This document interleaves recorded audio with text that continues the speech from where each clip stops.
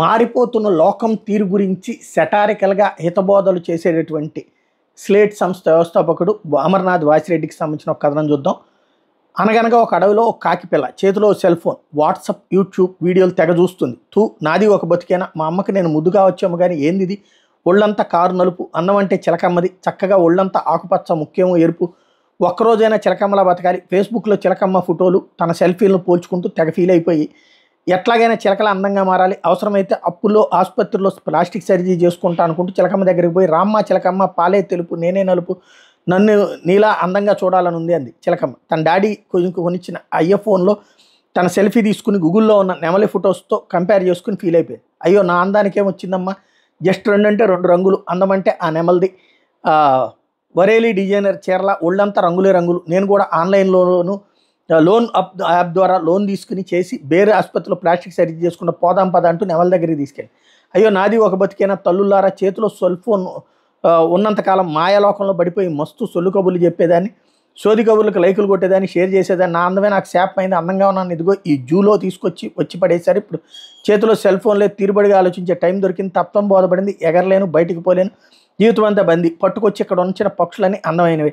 ఇక్కడ లేని పక్షి ఒకటి కాకి, నా అందం నాకు శాపం, కాకి నలుపు దానికి వరం, నలుపు నారాయణుడు మెచ్చు అన్నారు, నారాయణ సంగతి ఏమో కానీ కాకి హాయిగా ఎగరొచ్చు, అనుకున్న చోటుకు పోవచ్చు, లైఫ్ అంటే అలా ఉండాలి, దానంత అదృష్టవంతులు ఎవరో ఉండరని. అడవి నుంచి ఇప్పుడు జనారంలోకి పోదాం. చేతిలో సెల్ ఫోన్, ప్రపంచం గుప్పెట్లో, అందులోని చెత్త అంతా మెదడులో, ఇంత గ్రాండ్గా 1000 కోట్లు ఖర్చు పెట్టి పెళ్లి చేసుకున్నాడు, నాకు సంబంధం కూడా కుదరడం లేదు, పుడతే సంబాని పదాని లాంటి వాడికి కొడుగ్గా పుట్టాలి, వాట్సాప్లో ఫోటోలు వీడియోలు చూస్తూ యువకుడు, అదృష్టం అంటే ఆమెది, అపర కుబేరుడు మొగుడయ్యాడు, నాకు వస్తున్నాయి లింగులిటికి సంబంధాలు, ఎందుకు గట్టిగా 10 కోట్ల ఆస్తి కూడా లేదు, ఇన్స్టాగ్రామ్లో వీడియోలు చూస్తూ ఓ యువతి, పెళ్ళై 10 ఏళ్ళైంది, దీపావళికైనా నెక్లెస్ కొందామంటే ఈ చచ్చినోడి సంపాదన ఏ మూలక రాదు, ఫేస్బుక్లో వైరల్ ఫోటోలు చూస్తూ ఒక ఆంటీ, పిల్లలకు పెళ్లి చేయాలంటే చేతిలో గట్టిగా ఒక కోట్ లేదు, ఇంత వైభవంగా పెళ్లి చేసేసి నా బతుకుందా, ఫేస్బుక్లో ఫోటోలు చూస్తూ ఓ అంకుల్, 50కే నా బతుకు ఎడారైంది, 70లో పూలు పూయిస్తున్నాడు, సోషల్ మీడియాలో బ్రేకింగ్ వార్తలు చూస్తూ ఈర్ష్తో పెద్ద ఆయన, యూనో అంటే యాంటాసిడ్ తెలుగునాట కార్డిజాల్ ఏరులై పారుతోంది, అడవిలోకి పారిపోదాం రండి, అడవిలో ఇంకో కాకి, అక్కడ నెట్వర్క్ లేదు, దాంతో ఈ కాకి సెల్ ఫోన్ అలవాట్లేదు, చెట్టుపై పుల్లలతో గూడు కట్టుకుంది, చెట్టు కింద ఒక తాబేలు, కాకి చీ నువ్వు నీ పిచ్చి ఇల్లు, పొలలో గడ్డి జంతువులు వెంట్రుకలు, గట్టిగా గాలిస్తే కూలిపోతుంది, వర్షం వస్తే తడుస్తుంది, నా డిజైనర్ ఇల్లు చూడు, నా ఒంటిని బాగా కప్పించుతుంది, దృఢంగా ఉంది, శత్రువు నుంచి నా శరీరానికి రక్షణిస్తుంది అని. అందుకు చెట్టుపైన ఉన్న కాకి, నా ఇంట్లో నేను నా పిల్లలు ఉంటాం, చక్కగా ఆడుకుంటాం, చందమామరావే జాబిల్లి రావే అని పాడుతూ నా పిల్లలకి నేను ముక్కు ముద్దలు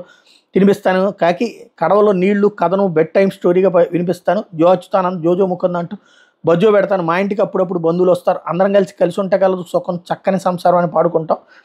మాది బొమ్మరిల్లు నందనవనం, నీ ఇంట్లో నువ్వు ఒక్కదానివే జీవితాంతం ఏకాంతవాసం, అది ఇల్లు కాదు జైలు, నీది ఒక బతికైనా, మా వాడు డల్లాస్లో, మా అమ్మాయి సాన్జోస్లో అని గొప్పలు చెప్పుకుంటూ మలి వయసులో లంక అంత కొంపతో బిక్కుబిక్కుమంటూ ఒంటిగా గడిపే మనుషులకి మళ్ళీనే నాతో కబుర్లు చెప్పకండి, కథన్నాకు ఒక నీతి ఉండాలి, 2 కథలు చదివారు, వీటిలో నీతి, లక్షాధికారైన సాల్ట్ ఫుడ్డే కానీ గోల్డ్ బిస్కెట్లు మెంగబోడు, గోల్డ్తో డ్రెస్ చేసుకోవచ్చు కానీ సంసారం చేయలేడు, అడ్డదారిలో సుఖాలు అనుభవించినోడు, ఇప్పుడు నలుగురు నోళ్లలో సీత కష్టాలు సీతవి, పీత కష్టాలు పీతవి, సోషల్ మీడియా ఉంది కదా అని అడ్డమైన చెత్త చూస్తే ఒళ్ళు కార్డియాల్ ప్రవాహం అయిపోతుంది. అదే సందర్భంలో ఎవడు బతుక్కి ఆడే హీరో, పక్కాడితో పోల్చుకుంటే జీవితం అంతా అసంతృప్తే, లైఫ్ అంటే క్వాలిటీ, సంతోషాన్ని ఆనందాన్ని కిలోల్లో టన్నుల్లో కొలలు, జస్ట్ ఎంజాయ్, సోషల్ మీడియా కాకి హ్యాపీ కాకి, మీ దారేది అన్నది తేల్చుకోండి అని చెప్తున్నారు.